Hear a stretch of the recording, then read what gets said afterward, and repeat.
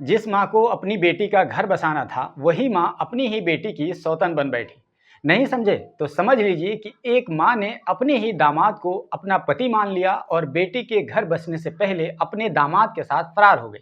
जी हाँ, ये कोई काल्पनिक कहानी नहीं है, बल्कि अलीगढ़ की ये एक सच्ची घटना है। पूरी कहानी कुछ यूं है कि उत्तर प्रदेश के अलीगढ़ में मनोहरपुर गांव के रहने वाली शिवानी की शादी रिया नगला अलीगढ़ के ही रहने वाले एक नौजवान राहुल से तय हुई थी और शादी की तारीख 16 अप्रैल रखी गई थी। लेकिन शादी से 10 दिन पहले राहुल ने शिवानी की बजाय उसकी मां अनीता को ही अपनी दुल्हन बना लिया और इस तरह अनीता, जो राहुल की सास बनने वाली थी, वो अपने दामाद राहुल के साथ फरार हो गई। होने या यूं कह लीजिए कि ना होने वाले दामाद की उम्र 25 साल है, जबकि सास की उम्र 38 साल है।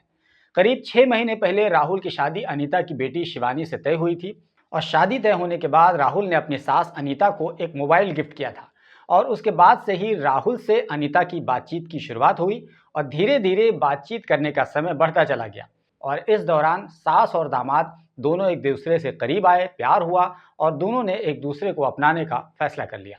इस दौरान राहुल अपने ससुराल भी आया करता था और सास के कमरे में घंटों घंटों तक रहा करता था और उसका असर कुछ यूं हुआ कि बेटी की शादी के पहले ही 6 अप्रैल को सास अपने दामाद के साथ घर से फरार हो गई।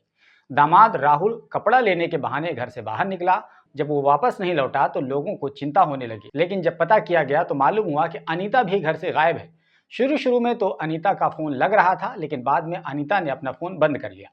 तो इस केस में लड़की के पिता जितेंद्र ने बताया कि हम ये देख रहे थे कि अक्सर मेरी पत्नी राहुल से फोन पर बातचीत करती रहती थी, जिससे हमें थोड़ा बहुत शक तो हुआ, लेकिन हमने नजरअंदाज कर दिया ताकि शादी का समय गुजर जाए। लेकिन जितेंद्र को क्या पता था कि ये नजरअंदाज करना भारी पड़ जाएगा। जितेंद्र ने बताया कि उसकी पत्नी ने 3.5 लाख रुपए और 5 लाख के आसपास का जेवर लेकर फरार हुई है। जितेंद्र ने मडराक पुलिस थाने में इसकी शिकायत दर्ज कराई है, लेकिन पुलिस का यह कहना है कि दोनों बालिग हैं और दोनों ने स्वतंत्र रूप से अपनी जिंदगी के बारे में फैसला किया है, इसलिए कानूनी तौर पर यह कोई अपराध नहीं बनता है। लेकिन जो पैसे और गहने लेकर जाने की बात सामने आई है, तो इसके आधार पर अनीता को तलाश करने की कोशिश की जा रही है। मिली जानकारी के अनुसार राहुल उत्तराखंड के रुद्रपुर में एक प्राइवेट कंपनी में नौकरी करता था। वहीं पत्नी की इस हरकत से आहत होकर अनीता के पति जितेंद्र ने बताया कि मेरी पत्नी ने जो काम किया है वो माफी के लायक नहीं है और अब मेरी पत्नी से कोई वास्ता नहीं है, मैं उसकी शक्ल नहीं देखना चाहता हूँ। जितेंद्र ने बताया कि मेरी पत्नी ने मुझे सुबह ही अपनी बहन के यहाँ न्योता देने के लिए भेज दिया था और जब मैं रात 8 बजे वापस आया तो पता चला कि वो इसी दौरान शाम को 4:30 बजे घर से निकल चुकी थी।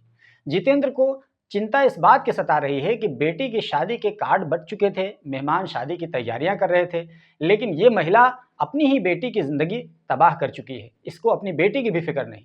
वहीं बेटी शिवानी ने कहा कि मैं माँ से मेरा अब कोई लेना देना नहीं है, वो कहीं भी जाकर मरे, मुझसे इससे कोई वास्ता नहीं, बस मेरे पैसे और गहने वापस लौटा दे, क्योंकि मेरे पिता ने बड़ी मेहनत के साथ पैसे जोड़ जोड़ कर ये सब कुछ बनवाया था। इस घटना के बाद देश भर में हंगामा मच गया, क्योंकि रिश्तों के डोर टूटने या तोड़ने वाली घटनाओं ने इन दिनों सभी को हैरान कर रखा है। कहीं पत्नी अपने प्रेमी के साथ मिलकर पति को किनारे लगा देती है और फिर उसकी लाश को ड्रम में डालकर घूमने निकल जाती है, तो कहीं पत्नी अपने प्रेमी के साथ साजिश करके पति का लोकेशन पता करवाती है और लोकेशन पर जाकर गोली मार देता है। ये घटना औरैया की थी और खूब वायरल हुई थी। तो एक के बाद एक कई सारी घटनाओं ने लोगों को सोचने पर मजबूर कर दिया है कि पत्नियों को आखिर हो क्या गया है कि वो इस बात की भी परवाह नहीं करती हैं कि जिस पति को धोखा देने की वो साजिश कर रही होती हैं, उनसे उनकी औलादें होती हैं। लेकिन क्या कहिएगा, इश्क का भूत बड़ा खौफनाक होता है। अक्सर इसकी प्यास किसी न किसी खून से ही बुझती है।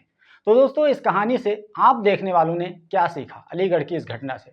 अपनी राय कमेंट बॉक्स में ज़रूर लिखिए, ताकि लोगों को समझने का मौका मिले कि दरअसल क्या कुछ चल रहा है हमारे समाज में। वीडियो को शेयर भी कीजिए, क्योंकि हम इस तरह के वीडियोज़ इसलिए बना देते हैं ताकि समाज में चल रही चीज़ों को आपको पता चले और ये भी पता चले कि आपको इस तरह की चीज़ों से बचना कैसे है, आपको क्या कुछ सीख मिलती है इन तमाम घटनाओं से।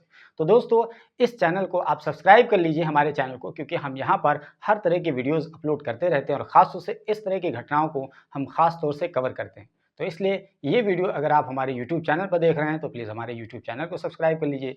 फेसबुक पर देख रहे हैं तो हमारे पेज को फॉलो कर लीजिए, क्योंकि हम यहाँ पर भी व्लॉग के कंटेंट के साथ साथ इस तरह की घटनाएं ज़रूर शेयर करते रहते हैं।